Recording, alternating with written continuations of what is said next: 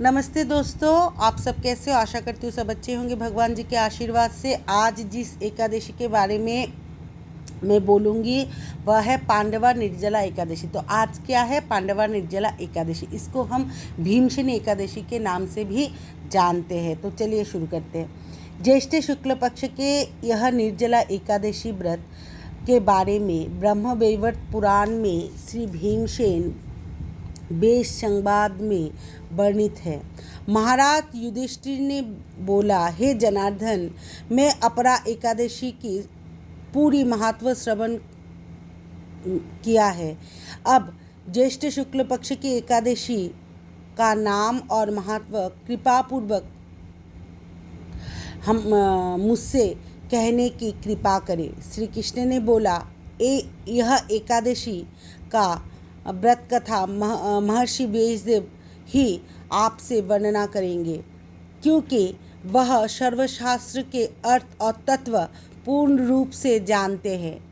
महाराज युधिष्ठिर व्यासदेव से बोले, हे महर्षि द्वैपायन, मैं मनुष्य लोक धर्म और ज्ञान कांड के विषय में बहुत सुना है। मुझे आप यथार्थ भाव से भक्ति विषयनी कुछ धर्म कथा अब वर्णन कीजिए। श्री व्यासदेव ने बोला, हे महाराज, तुम जिस तरह धर्म कथा सुना है, इस कलियुग में मनुष्य पक्ष में वह पूरा पालन करना अत्यंत कठिन है।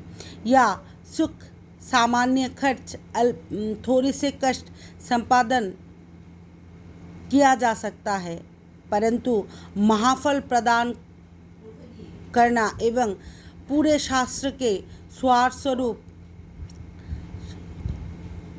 वह धर्म ही कलयुग में मनुष्य के पक्ष में किया करना श्रेय है।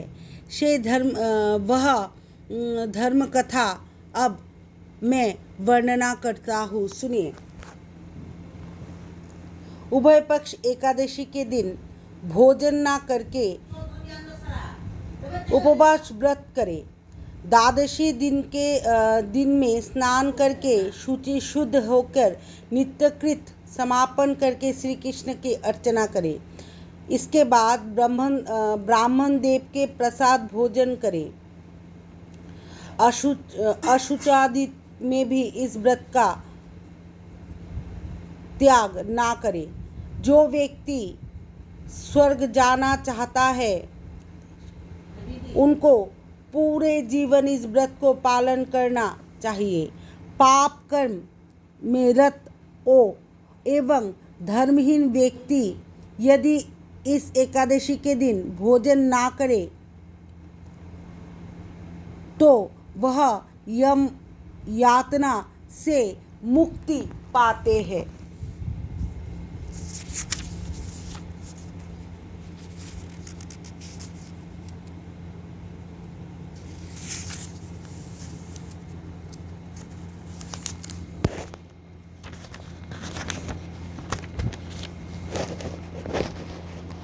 श्री व्यासदेव ने अब कथा सुनकर गदाधर भीमसेन अश्वत्थ पत्ते की तरह कांपते कांपते बोलने लगे, हे महाबुद्धि पितामह, माता कुंती, द्रौपदी, भ्राता युधिष्ठिर, अर्जुन, नकुल, सहदेव, वह कोई भी एकादशी के दिन भोजन नहीं करते हैं और मुझे भी अन्न ग्रहण करने के लिए मना करते हैं, परंतु दुष्सह क्षुधा यंत्रणा में मैं उपवास नहीं रह सकता। भीमसेन की इस तरह की बातें सुनकर व्यासदेव बोलते हैं, यदि स्वर्गादि दिव्यधाम लाभ करना है तो तुम्हें एकांत इच्छा है तो उभय पक्ष एकादशी भोजन नहीं करना।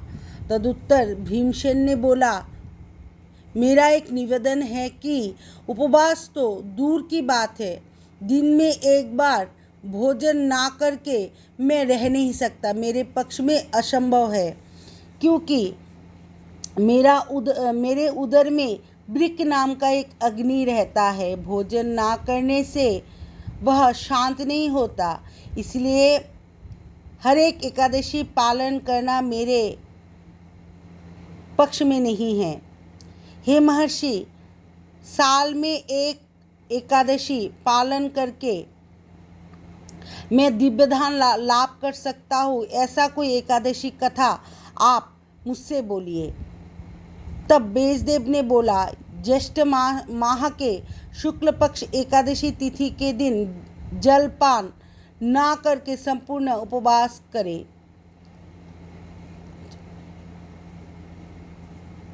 लेकिन आचमन में कोई दोष नहीं है। उस दिन अन्न को ग्रहण करने से व्रत का भंग हो जाता है। एकादशी के दिन सूर्योदय से लेकर द्वादशी के दिन सूर्यास्त तक जलपान ना करके अनायास 12 एकादशी फल लाभ होता है। साल में दूसरे एकादशी पालन में अगर कोई व्रत भंग हो भी गया तो यह एकादशी पालन से सब दोष दूर हो जाते हैं। द्वादशी के दिन ब्रह्म मुहूर्त में स्नानादि कार्य समाप्त करके श्री हरि का पूजा करें। सदाचारी ब्राह्मण को वस्त्रादि दान के साथ भोजन करा के कुटुंब वर्ग के साथ खुद भी भोजन करें। इस तरह से एकादशी व्रत पालन करने से पुण्य लाभ होती है, और जिस तरह से पुण्य लाभ होती है वह सुनो। पूरा साल हर एक एकादशी फल में यह एकमात्र व्रत है जिससे पुण्य लाभ होती है। शंकर चक्र गदा कमलधारी भगवान श्री कृष्ण मुझे बोल रहे हैं, वैदिक लौकिक समस्त धर्म परित्याग करके जो सिर्फ मेरे शरणापन्न होते हैं और निर्जला एकादशी व्रत को पालन करते हैं, वह सर्व पाप से मुक्त हो जाते हैं।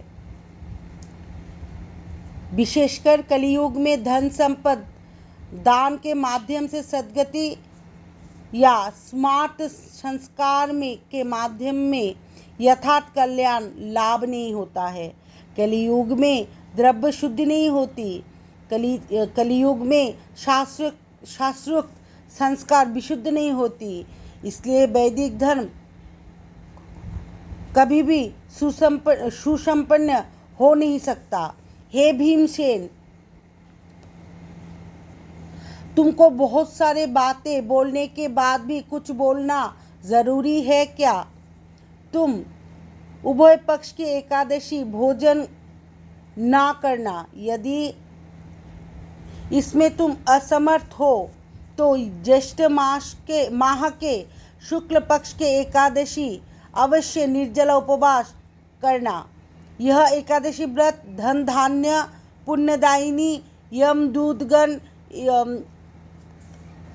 इस व्रत पालनकारी को मृत्यु के पश्चात स्पर्श नहीं कर सकते। पक्षांतर में विष्णुदूतगण उसको विष्णुलोक ले जाते हैं। श्री भीमसेन उस दिन से निर्जला एकादशी पालन कर रहे हैं। इस एकादशी का नाम इस तरह से इस एकादशी का नाम पांडवा निर्जला या भीमसेन एकादशी भी है, और पांडवा निर्जला भीमसेन एकादशी नाम से भी यह एकादशी प्रसिद्ध है। यह एकादशी निर्जला एकादशी बहुत ही पवित्र है, और इस निर्जला एकादशी में पवित्र तीर्थ में जाकर स्नान करना, दान करना, जप करना, कीर्तन करना आदि, या जो मनुष्य कुछ मनुष्य जो करते हैं वह अक्षय होकर रहते हैं। दैट मीन्स यह खत्म नहीं होती है। जो व्यक्ति भक्ति सहित यह एकादशी महत्व पाठ या सुनते हैं वह वैकुंठ धाम प्राप्त करते हैं। तो मैं कहना चाहती हूँ कि ये जो एकादशी है आप लोग ज़रूर कीजिएगा। अगर आप लोग एकादशी पालन नहीं कर सकते, कुछ कुछ लोग हैं कि वह भूखे नहीं रह सकते हैं, पानी उनको पीना पड़ता है, तो आप लोग फल, साबूदाना, दूध, डाब का पानी, नारियल का पानी पी सकते हो। अगर ऐसे भी लगे कि आप लोग नहीं कर सकते एकादशी, तो आप लोग एकादशी महत्व ज़रूर सुनिएगा, पूरा सुनिएगा, आधा नहीं, इससे थोड़ी सी पुण्य आपको मिल सकती है। और मैं और एक बात बोलना चाहती हूँ कि मन पवित्र है तो सब पवित्र है। तो साल में एक दिन तो एकादशी हम कर ही सकते हैं ना। भगवान हम लोगों को इतना कुछ देते हैं, तो हम एकादशी भगवान के लिए ज़रूर पालन कर सकते हैं। और एकादशी पालन करना सिर्फ भगवान के लिए नहीं, खुद के शरीर के लिए भी अच्छा ही होता है। तो आज के लिए वीडियो मैं यहीं पर ख़त्म करती हूँ। टाटा बाय बाय, जय हिंद।